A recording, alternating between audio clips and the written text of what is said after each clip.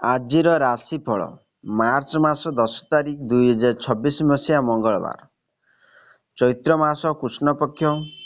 ଚାଲନ୍ତୁ ଜାଣିବା ଆଜିର ପଞ୍ଚାଙ୍ଗ। ତିଥି ସପ୍ତମୀ ରାତ୍ରି 2ଟା 11 ଗତେ ଅଷ୍ଟମୀ, ନକ୍ଷତ୍ର ଅନୁରାଧା ରାତ୍ରି 8ଟା 3 ଗତେ ଜ୍ୟେଷ୍ଠା, ଚନ୍ଦ୍ର ବିଛା ଯୁଗ ହର୍ଷଣ। ଆଜିର ସୂର୍ଯ୍ୟୋଦୟ ସମୟ 6ଟା 4, ସୂର୍ଯ୍ୟାସ୍ତ ସମୟ 5ଟା 52। ମକର ରାଶିର ଘାତବାର।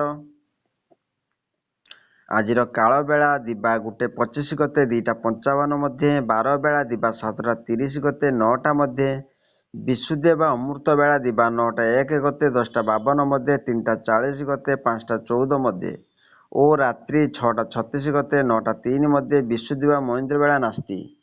ଆଜି ତାଳ ଖାଇଲେ ଦେହ ପ୍ରତି ହାନିକାରକ ହୋଇଥାଏ। ଚାଲନ୍ତୁ 12ଗୋଟି ରାଶିର ନାମ ଜାଣିବା ଏବଂ କେମିତି ରହିଛି ଆପଣଙ୍କ ଦିନ ସେ ବିଷୟ ଜାଣିବା ପୂର୍ବରୁ ଭିଡ଼ିଓଟି ଭଲ ଲାଗିଲେ ଲାଇକ୍ ସେୟାର ସବସ୍କ୍ରାଇବ୍ କରିବେ। ପାଖରେ ଥିବା ବେଲ୍ ଆଇକନ୍ ଦେବେ, ଅଲ୍ ନୋଟିଫିକେସନ୍ ଅନ୍ କରିବେ, ଯାହାଫଳରେ ନୂଆ ନୂଆ ଭିଡ଼ିଓ ପାଇପାରିବେ। ପ୍ରଥମରେ ଦେଖିବା ମେଷ ରାଶି ବ୍ୟକ୍ତିମାନଙ୍କ ପାଇଁ। ଆଜି ଆକସ୍ମିକ ଧନ ଲାଭ ଯୋଗ ରହିଛି। ସାହାଯ୍ୟ ପାଇଁ ଆପଣଙ୍କ ପରିବାର ଓ ସମ୍ପର୍କୀୟ ମାନେ ଉପସ୍ଥିତ ହେବା ଯୋଗୁଁ ଆନନ୍ଦିତ ହେବେ। ଆଜି ସେମାନେ ଆପଣଙ୍କ ଜୀବନରେ ମହତ୍ତ୍ୱପୂର୍ଣ୍ଣ ଭୂମିକା ନିର୍ବାହ କରିବେ। ସେହିଭଳି ଦେଖିବା ବୃଷ ରାଶି ବ୍ୟକ୍ତିମାନଙ୍କ ପାଇଁ।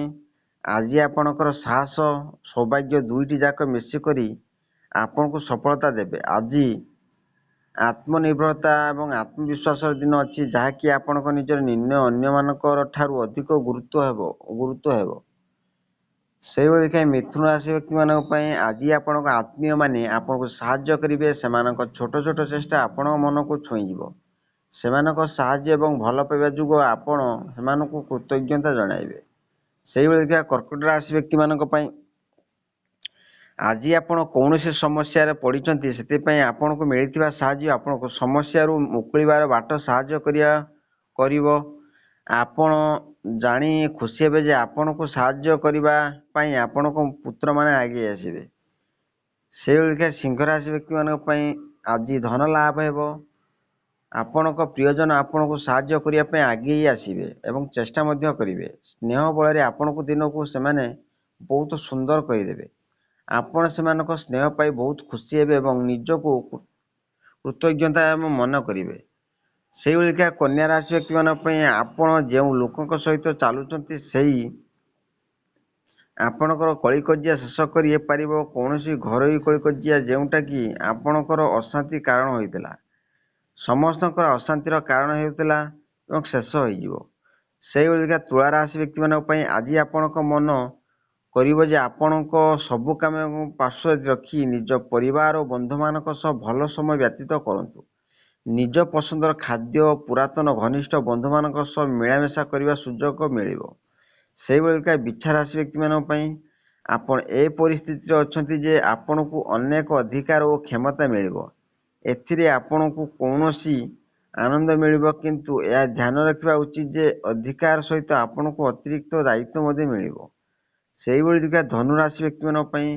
ଆପଣ ଖୁସି ମନାଇବା ପାଇଁ କିମ୍ବା ବ୍ୟବସାୟୀ ଦୃଷ୍ଟିରୁ ବାହାରକୁ ଯାତ୍ରା କରିପାରନ୍ତି, କିନ୍ତୁ କୌଣସି ପ୍ରକାର ଅସୁବିଧା ସୃଷ୍ଟି ହେବାର ସଂକେତ ଅଛି। ଯୋଜନାରେ କିଛି ବିଘ୍ନ ଘଟିପାରେ ଏବଂ ଆପଣ ଯୋଜନା ପରିବର୍ତ୍ତନ କରିପାରନ୍ତି। ସେହିଭଳି ଦେଖିବା ମକର ରାଶି ବ୍ୟକ୍ତିମାନଙ୍କ ପାଇଁ।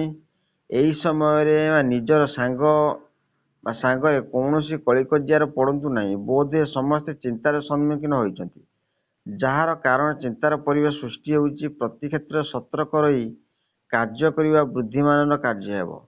ସେହିଭଳି ଦେଖିବା କୁମ୍ଭ ରାଶି ବ୍ୟକ୍ତିମାନଙ୍କ ପାଇଁ। ଅନ୍ୟ ଲୋକ ଆପଣଙ୍କ ଦୟାକୁ ଭୁଲ ବାଟରେ ନେବା ପାଇଁ ଚେଷ୍ଟା କରିବେ। ମନେ ରଖ, ଜୀବନରେ ପ୍ରତ୍ୟେକ ଜିନିଷର ସନ୍ତୁଳିତ ହେବା ଆବଶ୍ୟକ ଅଟେ। ଏଥିପାଇଁ ଆବଶ୍ୟକତା ଠାରୁ ଅଧିକ ଦୟା କରିବା ମଧ୍ୟ ଠିକ୍ ନୁହେଁ। ଶେଷରେ ଦେଖିବା ମୀନ ରାଶି ବ୍ୟକ୍ତିମାନଙ୍କ ପାଇଁ।